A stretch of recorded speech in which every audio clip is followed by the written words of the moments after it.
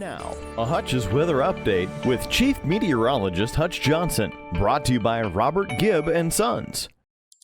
Rain, rain, rain. Meteorologist Hutch Johnson joining you. Hello, my sponsors at Robert Gibb and Sons have something to let you know about. They have something called a first responder rebate. Thanks to our first responders, you get up to $400 off the purchase of an HVAC install. Again, receive $400 off of that installation of a new system. This offer's ending the end of May. Give my friends at Robert Gibb and Sons a call. I'm meteorologist Hutch Johnson, and I have to tell you, the rain, much needed across the area. Let's get right to the radar, and we'll show you what we have going on across our region. And in fact, this was a huge storm system impacting much of the United States. Here's Fargo, a batch of showers off to the east and western Minnesota, a band in the central Dakotas, and the low pressure system right here, smack dab in the central part of the country, hard hit today by some very strong tornadic activity making its way out of the Omaha area, heading into Iowa and southern Minnesota tonight. Now, the risk of severe weather in southern Minnesota, not the greatest, but some strong thunderstorms moving in that general direction. Here's a look at the radar a little closer to home. We could see those showers moving through the Becker County area, pushing up into Bonoma County, Clearwater County, just west of the Bemidji area. As we take a peek at the showers off in North Dakota, they're west of the James River Valley for the most part. This will be the best chance of rain over the next couple of days for central North Dakota, so hopefully they're picking up some substantial rainfall from that. Now let's take a look at how much rain has fallen so far. My friends at the North Dakota Agricultural Network, with their series of instruments across the region, helping us to display that here with the lighter bluish gray shade, we had upwards of around 2/10 of an inch, a quarter of an inch in and around the Valley City area there at 26 100ths. The Fargo area, by the way, right at 24 100ths, but much of the Cass County area picking up over 3/10 of an inch or over a third of an inch. So much needed, with more on the way.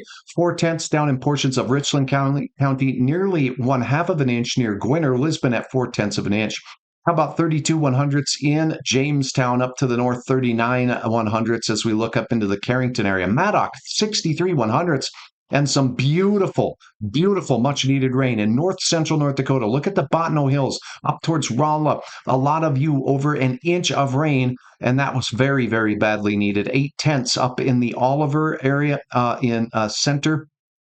Oliver County, 61 100ths in Bismarck. Out in Lakes Country, the rainfall was pretty healthy in Otterdale County, with much of the county picking up between almost 2/3 of an inch as up to an inch in Fergus Falls, 97 100ths as we look up into the northern part of Otterdale County. Perham, how about 68 100ths? Northwest Minnesota getting into the game. How much did you get? Put a note in the comment down below. I'd sure love to hear that. But beautiful rainfall, badly needed here across the area. Now, let's go ahead and take a look at Hutch's fast forecast here. The 7-day planner shows Saturday an early chance of rain, then a break throughout the day here for most of the area. So it's not going to rain all day. In fact, we won't add a lot of rainfall to the mix. We'll show you the model on that in one moment.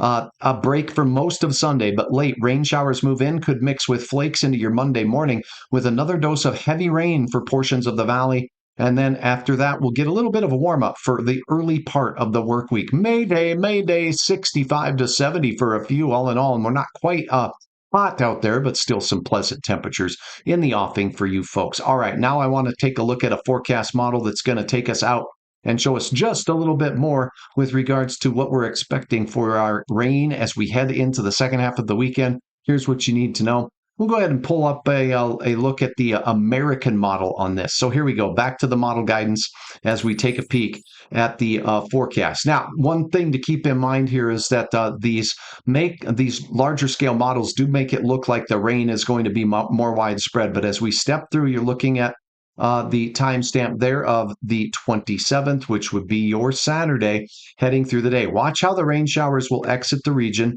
Let me zoom out a little bit so we can see Lake of the Woods. So morning rain chances, this is by 10 a.m. and noon, exiting pretty quickly. Then the rest of the day, for the most part, dry. We'll have some hit and miss spits. After that, it looks like a quiet start in the wee hours of the morning on Sunday, but by midday, rain starts pushing up from the south and it will be heavy.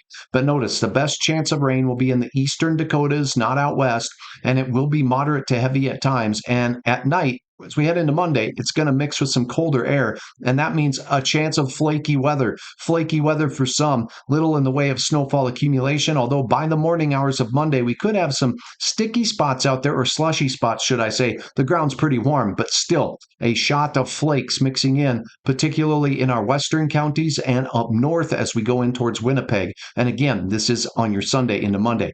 That system doesn't exit until we get all the way out into the Monday evening time frame through the Arrowhead of Minnesota. Then an unsettled pattern continues as we go through the next several days. So that's a look at your forecast. I'm meteorologist Hutch Johnson. Beneficial rain today. A little bit of a break in the afternoon hours of Saturday and the morning hours of Sunday before we return to a very wet pattern on your Monday. Now, I want to take a look at how much rainfall potential you're going to have. And to do that, I'm going to take out a look at the model rainfall forecast here for you, as we take a look at the precipitation amounts that will be possible by the time we get to this time frame. Here we go, back to the model guidance.